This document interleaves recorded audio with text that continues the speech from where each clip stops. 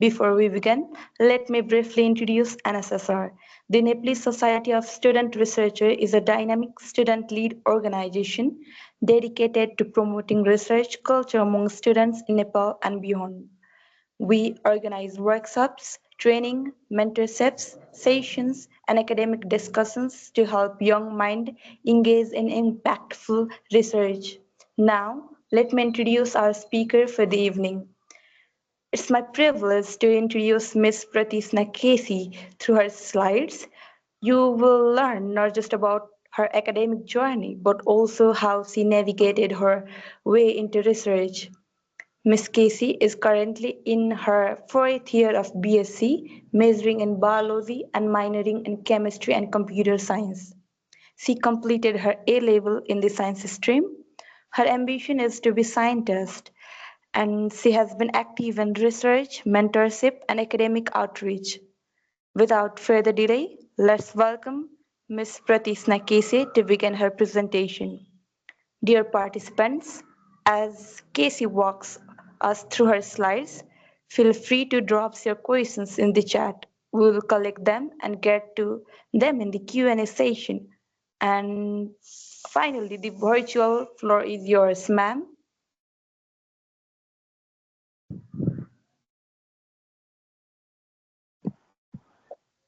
Thank you for your kind introduction. Hi everyone. Let me share my screen.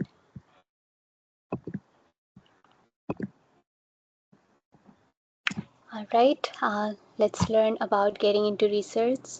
So this session will particularly focus more on life science research, but anyone willing to know more about research, this session will be helpful for them as well.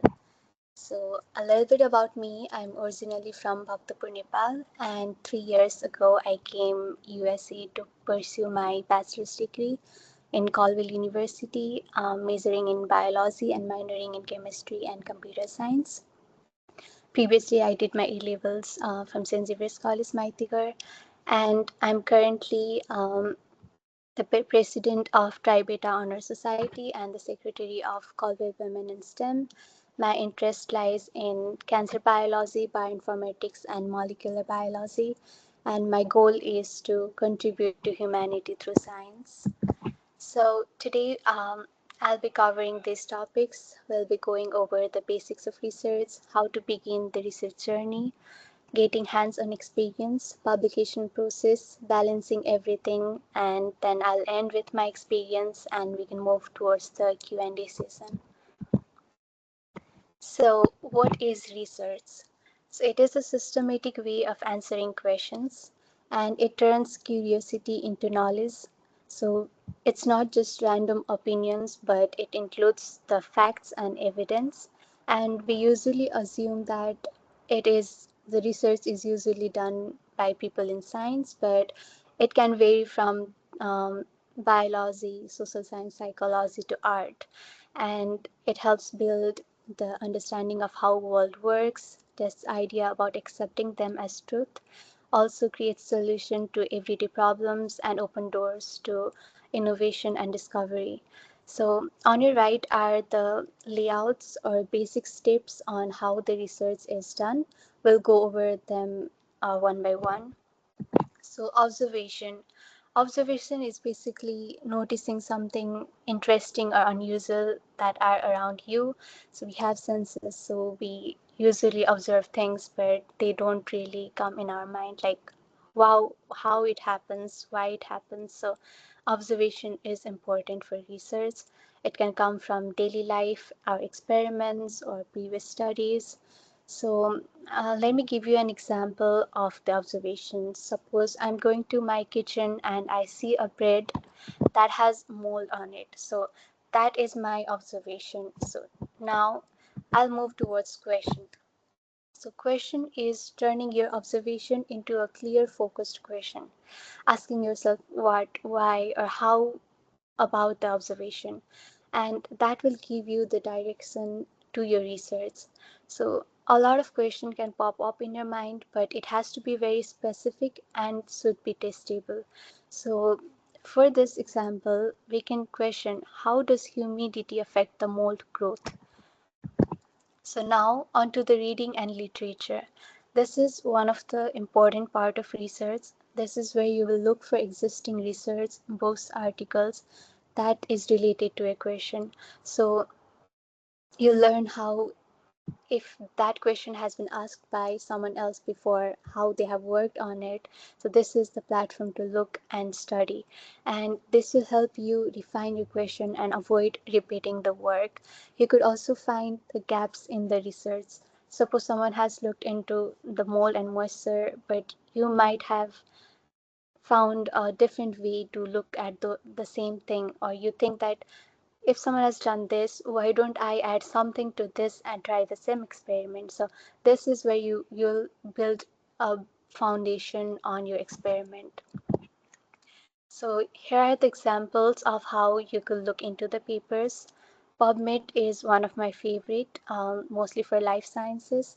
It is a free database for particularly biomedical research, but there are lots of free open access journals for other fields as well. And there are preprints and early research that you could look into. There are databases there. Your university or lab could have the websites or archives that you could look into. So based on the example, I looked into the braid, mold, and moisture. So you see that I got a bunch of papers that I could go through and read. So on to hypothesis. This is where you will formulate a testable prediction grounded in theory and prior research. So based on what you read and based on theory, you will now predict what is going to happen if you conduct this experiment. You have to have clearly expected state the relationship between the variables, and also this will serve as a foundation for designing experiments and interpreting your results.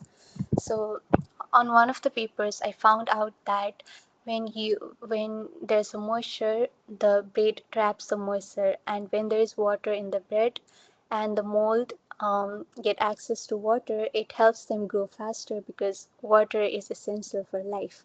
So that's how mold grows in theory. So now I'll make a hypothesis based on that. Bread kept in a humid environment will develop mold faster than bread kept in a dry environment. On to the experiment. So this is the heart of research. You have to plan a procedure to test your hypothesis systematically. This is also known as protocol. You list a set of steps that you are going to perform for this experiment. You have to identify independent, dependent, and control variables. Also, you cannot just conclude anything based on one experiment. You have to repeat, so repeated trials is necessary. Also, you have to think about the safety rules to protect yourself and others. So this is an example of protocol: taking two slices of bread, placing one in humid container and one in dry container, observing daily for 7 days. So here the independent variable could be humidity. The dependent variable is number of mole spots. Um, you see how the dependent is based on the independent variable, and also there is a controlled variable that has to be consistent throughout the experiment. So if you choose wheat bread, you have to use that for all of your experiments. And also about safety, wearing gloves, avoiding inhaling mold spores, also keeping the experiment far from foods and stuff. So these are the things that you have to take care of. Also, now it looks simple, this experiment looks simple, but there are a lot of things that you have to take care of. So just if I just think about water in particular, I'll have to think what kind of water am I using? Just the tap water or the distilled water? How many ml of water am I using? Maybe 5 ml or 10 ml? How am I ensuring that the water I spread is evenly spread throughout the bread? That's something that you have to think about. Also, if you want to just spray on one side or both sides, so you see how each parameter has a bunch of steps to be taken care of. So that has to be carefully designed. And data collection. So this is where you'll collect all the data systematically and record everything. You have to ensure accuracy in repeated measurements. So you have to follow the same thing throughout. Also, you have to note everything that you observe, every data that you have written down. Also, a good practice is to maintain a lab notebook. Practicing good CLP, it's very essential. So here in our example, we could record the number of moles daily, or we could see the area that has been covered by mole, or you could see the color change, anything that you think is best for your experiment. Onto result. So this is where you look for patterns, trends, or relationship in your data. So now that you have the data, you have to see the pattern and compare your result with the hypothesis. Also check for errors or inconsistency before concluding. You might have to run a few more trials. You might have to say that the second experiment I ran that is not consistent with others, so maybe I did something different. So you have to consider a lot of things before concluding the result. And also you have to test it statistically, and you have to remember that there is a myth that it always has to support your hypothesis, and this is not true. Results do not have to support your hypothesis. Sometimes things could go differently, and you might not get the outcome as expected or as it is in the theory, but all the outcomes are valuable. So do not try to change your experiment based on that. Do not be overwhelmed by that. And for our example, compare mold growth between humid and dry conditions, and then we could plot a graph based on the day and the number of mold spores, and then we could come up with the result. So why do we have to go through all of this process? Why do research matter? So, of course, it helps us build on our observation, builds our critical thinking, teaches us to distinguish truth from opinion.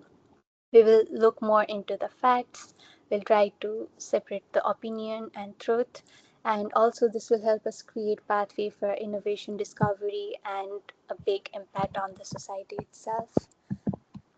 So these are the basic types of research. Um, the first one is basic or fundamental. This is where we seek understanding of principles. This is more like in the theory that we study. Why do cell functions, or why is mitochondria the powerhouse of cell? These are the basic fundamental questions.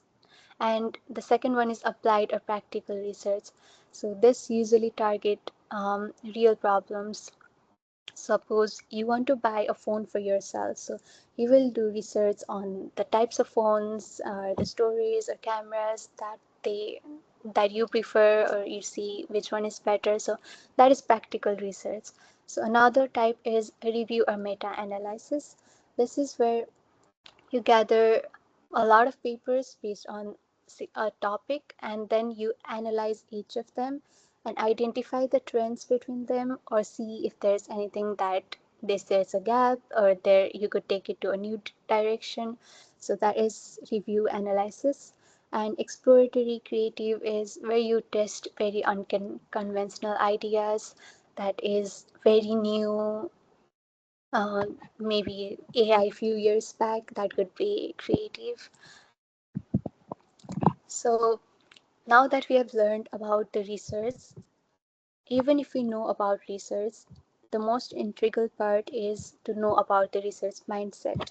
If we don't have the mindset, we cannot do anything. So research mindset comes when you ask questions, even the obvious ones. You do not treat failure as a guide, and you record, reflect, and communicate clearly. Also, have patience and also stay humble and open. You do not just focus on your research, but are open to the other observations or other things that could be impacted by your research. So, how to begin your research journey? Always the starting point is yourself with your curiosity. Research begins with what fascinates you. You have to figure out, based on your observation, your surrounding, you know yourself better than anyone else. So you have to figure out what excites you, what are you interested in. So that is more important than the tools that you have around you. So that is how you start, and then you start asking questions.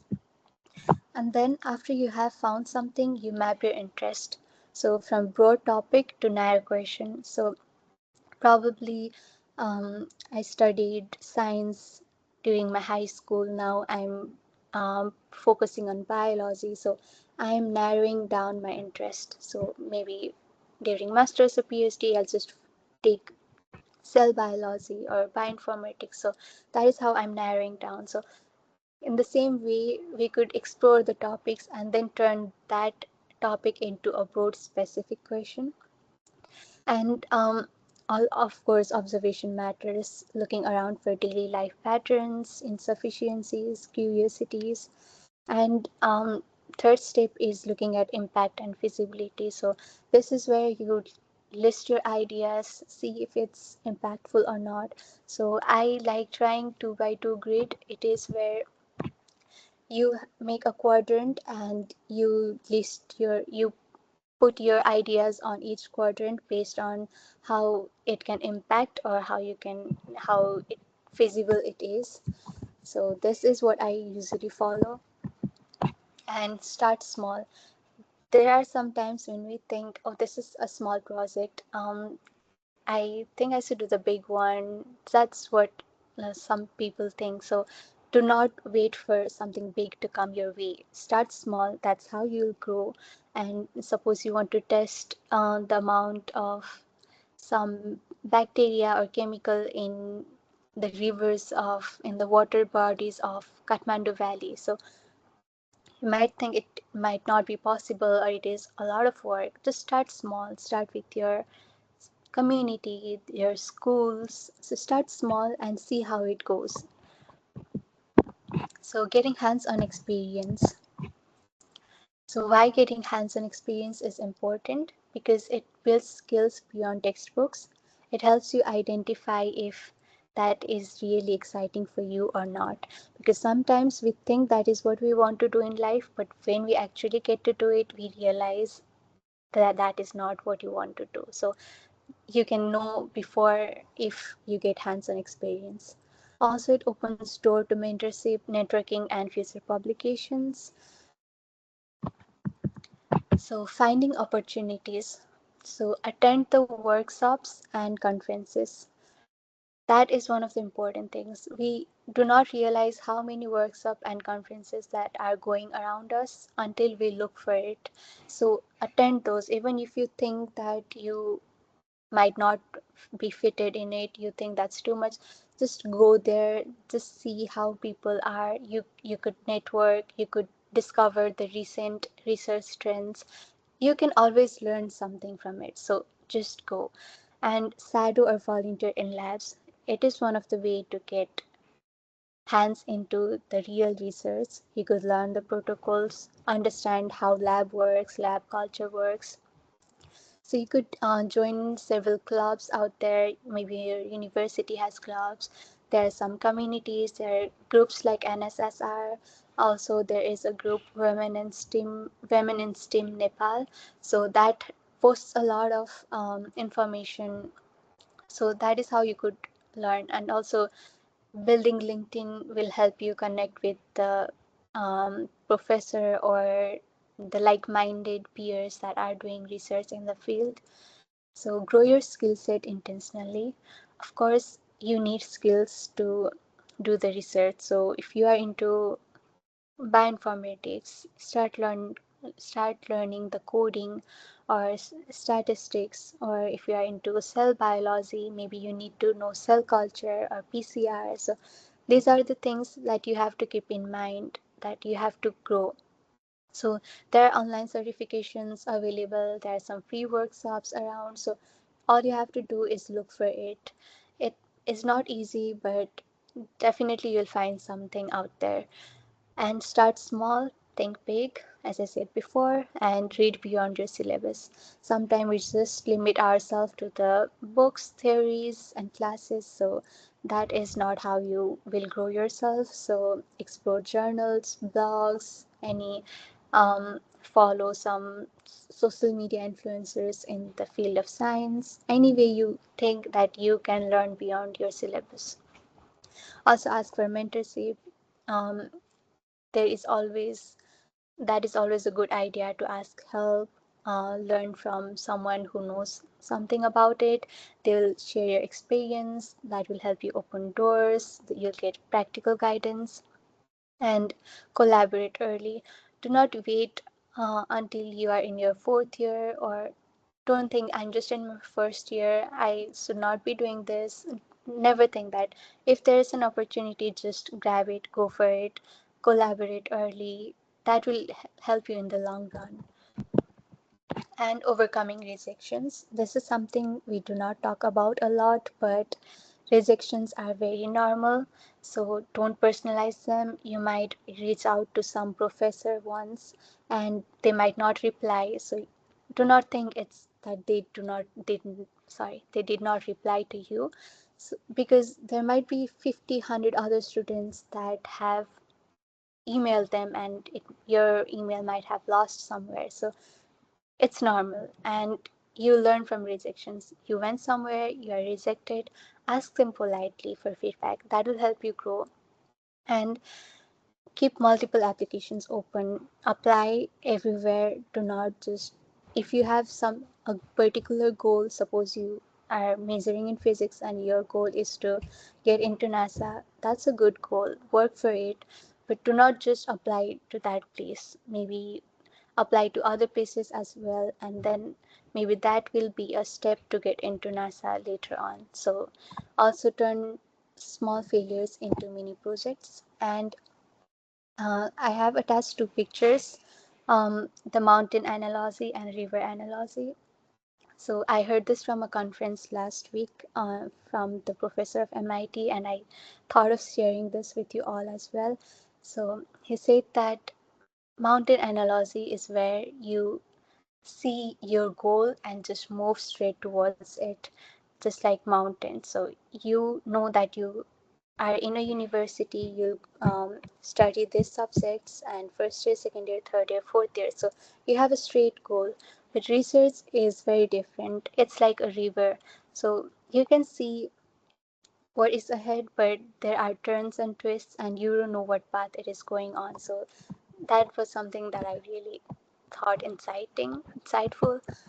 So the tips from my experience: pair with someone more experienced, and your circle, if you are into the circle where they are talking about your interests, that will help you grow.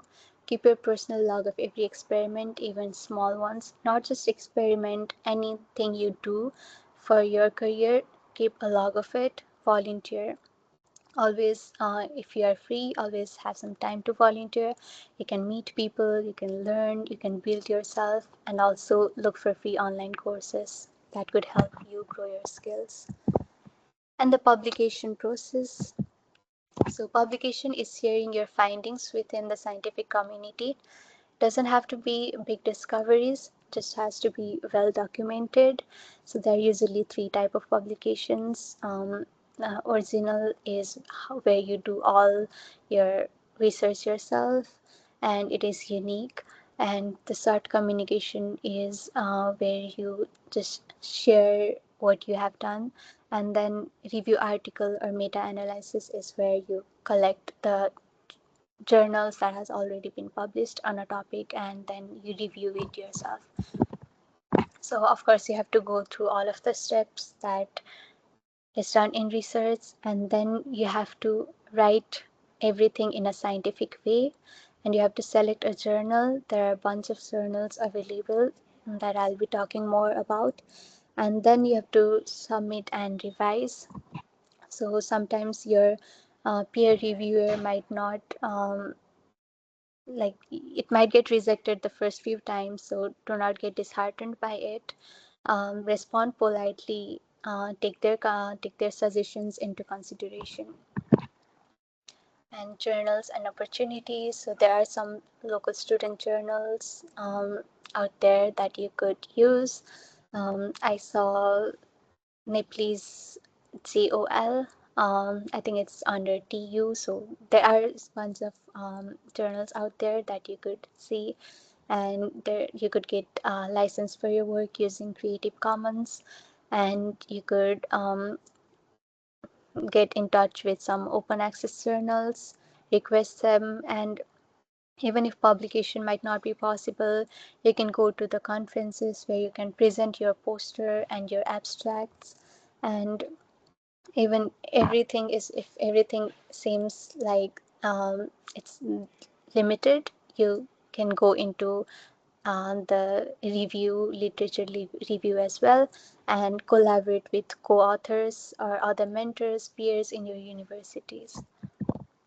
So balancing it all, this is one of the things that we don't talk about a lot, but once you start doing research, it is quite difficult to manage academics, research, and personal growth. I can say this from my personal experience. So I'm currently working, I'm a full-time student working two jobs and also doing two research at a time. So if you do not balance it all, if you just focus on research, your academics might go downhill. You might not get the time to sleep, rest. So balancing it all is very important. Research is not just about experiments, it tests your emotional and mental strength, because even when you think that things will go smoothly, this is the basic stuff, there could be challenges ahead of you. So you have to be mentally ready for it. You'll face stress, time pressure, failure, and self doubt, but you have to be strong. If you don't learn to manage yourself, research will manage you. Unfortunately, this is the truth. And your research mentor matters. If you have a good research mentor, he can help you. But sometimes if you do not get along with research mentor, it could be a problem. So these are the things that I do to make sure I balance everything. I prioritize the things that are most important, because not everything needs to be done at once, and plan ahead. I use Notion calendar. You could use your notebook, Google Calendar, anything that you want to plan ahead and see what's coming your way. Also, I use the 3S method. So I'm a morning person, so I can focus more in morning. So that's when I'll do my focus works, and afternoons is for lab or classes, and evenings is for reflection and planning. So you find your way, what works best for you.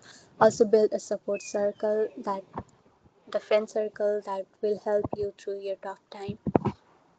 And growing personal growth, curiosity fuels motivation. So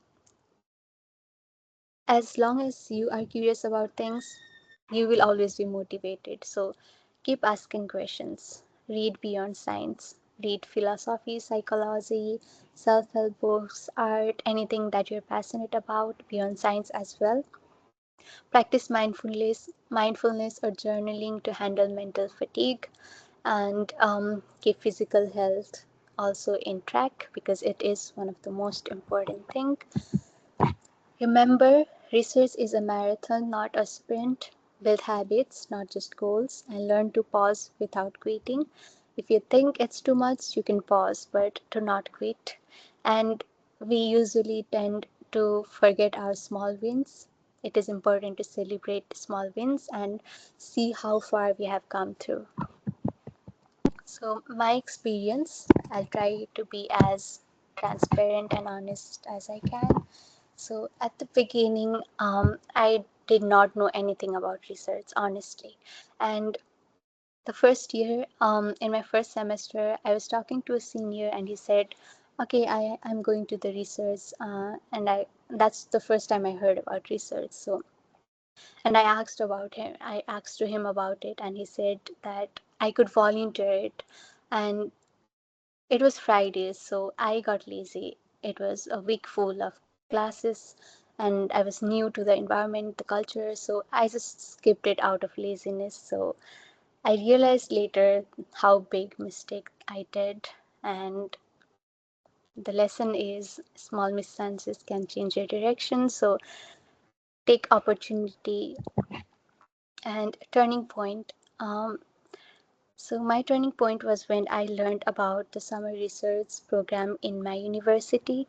Um, I wanted to apply for it, so I explored ideas. I turned into a detective. Whatever I saw, wherever I saw, I just looked for ideas that time, and then I came up with tardigrades in one of the paper, and I was fascinated by it. So I talked to professor and I planned some research and I was good to go. And I went to my advisor to talk about coursework, but at the same time, I just shared my ideas about how I'm going to start research. And he saw my enthusiasm, mindset, and he offered me the external summer internship. He said that there are other research programs as well.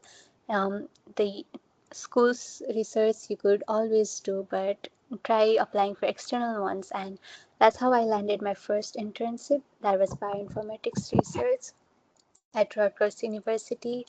I learned about the protein folds and switches, and I was assigned the computational tool, and I had to see like 200 plus protein structure and see how if the computational tool accurately gives the structure or not. And I also learned about attending seminars, research presentations, and learn about the scientific writing, also how to read a research paper. And I observed the lives of the PhD students, so it was a great experience. So always there is a big picture of the research. That's the first time I realized it through this internship. The big picture of this research was this was under the project of NASA, the Enigma project, that looked into the first protein that made the life possible, and they wanted to see how it evolved over time, and under that the computational tool, if that could help model the protein structure, and if it was possible, that would really help the project. So if we know the first protein, we could also check if that protein is existing around somewhere in the universe, and maybe that is how we could start life in other planets like Mars. So this was the big idea. They're still researching about it. And next summer, I started my research with my cell biology professor, and I learned about the mentorship, and I was immersed in the wet lab work, and I was really fascinated by it. So I continued the project for my capstone, and also I applied for a lot of fundings and got the funding from TriBeta, and got opportunity to present at 3 conferences. Also the opportunity to judge at high school research, and then worked as the undergrad research associated for neuroscience and cell biology. It was basically helping high school students do their own research. And last summer, I also got chance to immerse in the industry research. So that was a whole new experience and perspective on science. So a little bit more about my project. So it's called Project Bisphenol. So bisphenol A is found in almost everything today, including the plastics, dental fillings. So it has been studied for a decade now, and it is known for disrupting our hormones. So it's not good for our health. It's toxic. So, so a lot of companies are trying to look for alternatives, and the alternatives include BPS and BPF. So that's where we came and saw that, are you sure BPS and BPF are not as harmful as BPA? So that's what we wanted to test. And a lot of papers were just looking at the hormones and the endocrines, reproductive systems. So we tried to focus on the oxidative stress, cellular stress, and how that could alter the lipid deposition in the body.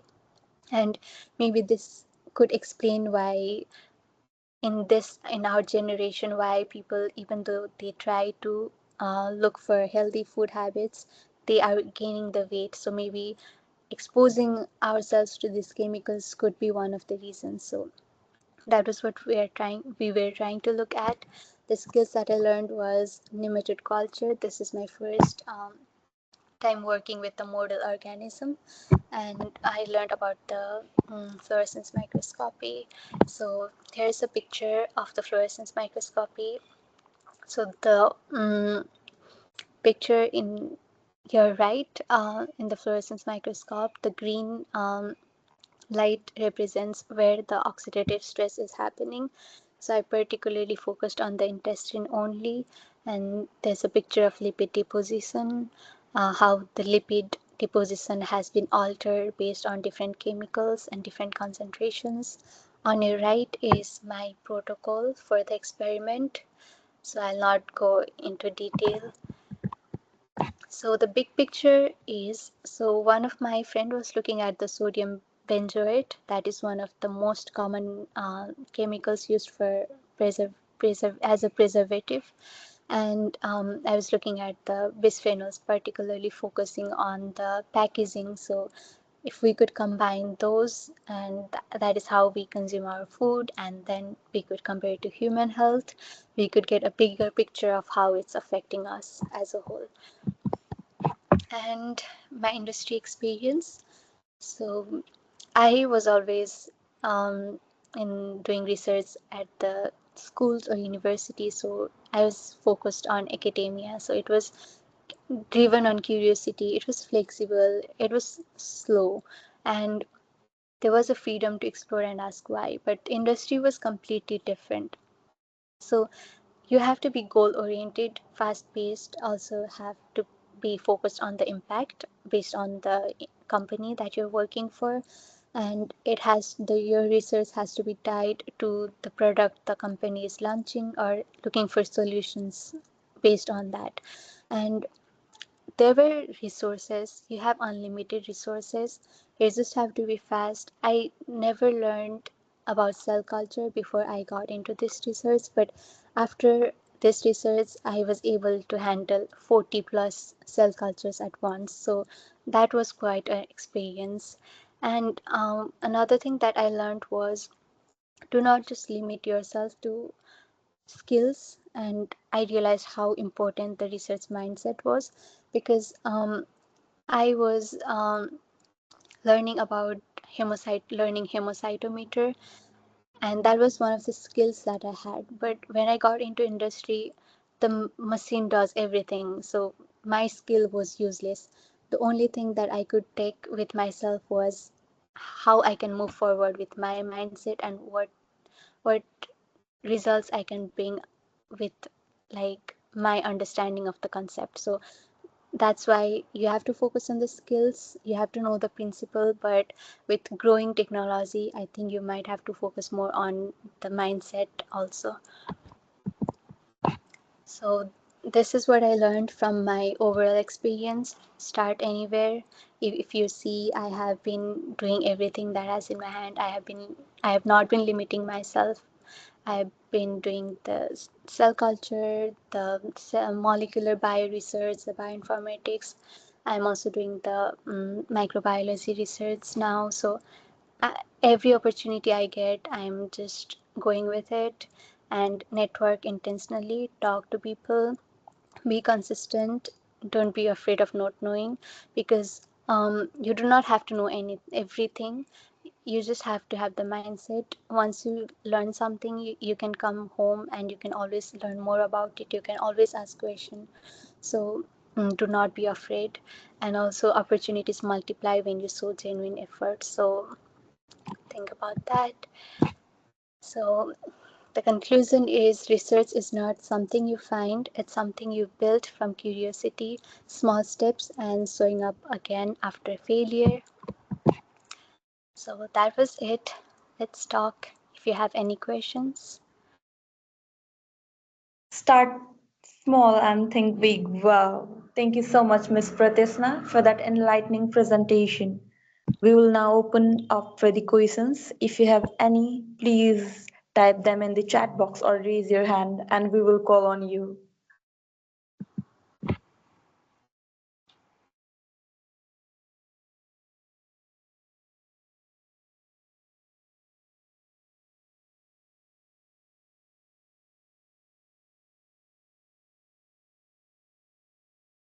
Yes, please.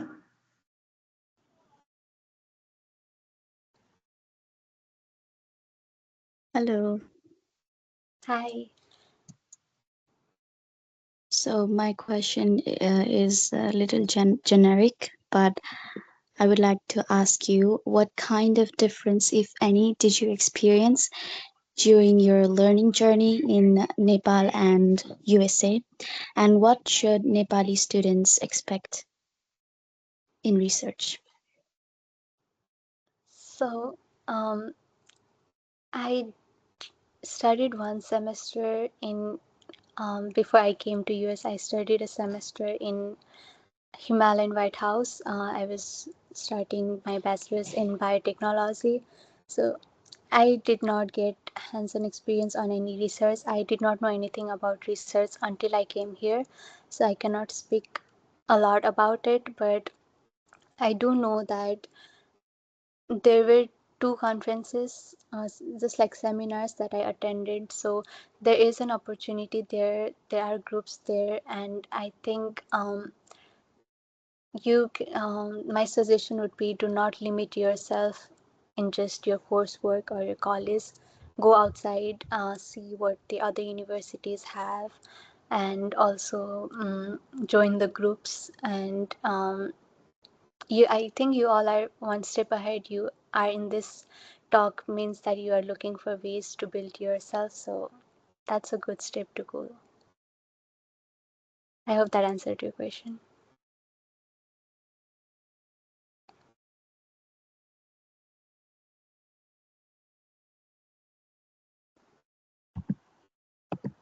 Yes, thank you.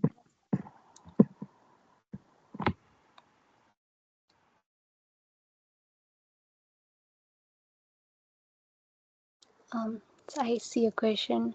How important is it to have coding skills before getting into research in any field, or can we learn them after enrolling in a research program? I think with growing AI, I think having coding skill is important. And also, I have seen that one of the important thing that I've noticed is there is a growing trend of doing the interdisciplinary research. Like at this time, it is not just enough for you to focus on biology alone, because now there's a research that's going on between biology and psychology integrated, or like biology and computer bioinformatics. So you need to have more. I think the world is asking more than just being stuck in one area. So if you want, learn the coding skills, but um, it doesn't necessarily have to be like you have to know it before enrolling. It depends on what program you're looking for. You could learn them after as well, but if you have time now, go for it. Did you talk about networking as well? If not, can you tell us simple ways to reach out to people? Um, as I mentioned before, LinkedIn is a great place to network. You could just, so what I usually do is um, go to conferences or seminars that's happening, and or just attend online workshops or anything that is available. And I know about the person, and then I go to LinkedIn and I message them, hi, I attended this workshop, and it was a pleasure meeting you. Or if I got to talk, I say it was pleasure talking to you. I specifically like this about you. Like, make it personalized, not just generic, and then try reaching out that way. And then if they reply, you could be like, can I hold a meeting with you, or we could just chat about the possibility of research. So that's how I usually do. So going to the conferences, networking, reaching out, or you could just, if you have seniors or anyone you know who knows someone else, like maybe that is a way to go. Just try reaching out everywhere. That's what I suggest about networking.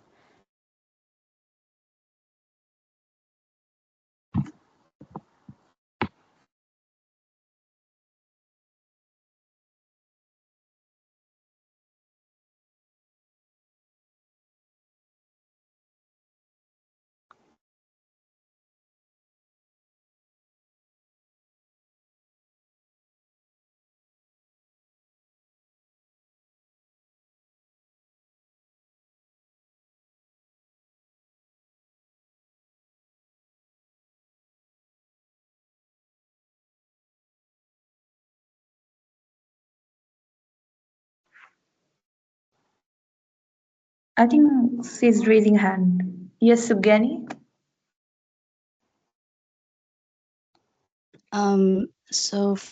As a foreign student, what does it take for you to get in tune with people there and researchers there? And what should, as Nepali students, uh, we should expect if we ever get a chance in foreign countries? So first thing is reaching out to your professor, mentor, whoever you're potentially working with. Get to know them because some mentors might expect a lot from you that could be overwhelming and that could break you. And so in my case, my university is mm, small, so there are around 20-25 students in a class. The class size is small, so we know professors know us by name, but sometimes it could be that you're in a big university, you might have to um, show yourself out again, and reach out to them or just talk to them before class or after class for the research opportunity. And the culture is similar, I think, everywhere, because everywhere we follow this standard set of steps. So to not be overwhelmed, the, just try to have hands-on experience before, if possible just shadow or something, so that you get hang of it and understand the lab culture. That would be the most important thing.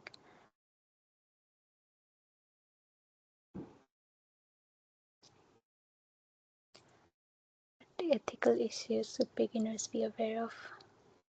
I think there's no more questions left. So, thank you, ma'am, for addressing those queries so thoughtfully. Your perspectives are truly motivating. As we approach the end of tonight's session, I'd uh, like to. just a second, I think there's one question that I'd like to Okay, address. okay, sorry. What ethical issues should beginners be aware of? There are a lot of ethical issues, like sometimes you want to work with certain like animals or humans themselves, so that is a big ethical issue. And I think you cannot just do a research by yourself as an undergrad, so you need some mentor or someone who is guiding you, supervising you, so they will probably guide you to the ethical issues. So do not worry a lot about it. Yes. All right, thank you for the opportunity, NSSR, and thank you all for being patient and listening. I hope you had you learned something out of it and could utilize it in your life. All the best. And I Again, will let Elisa finish her.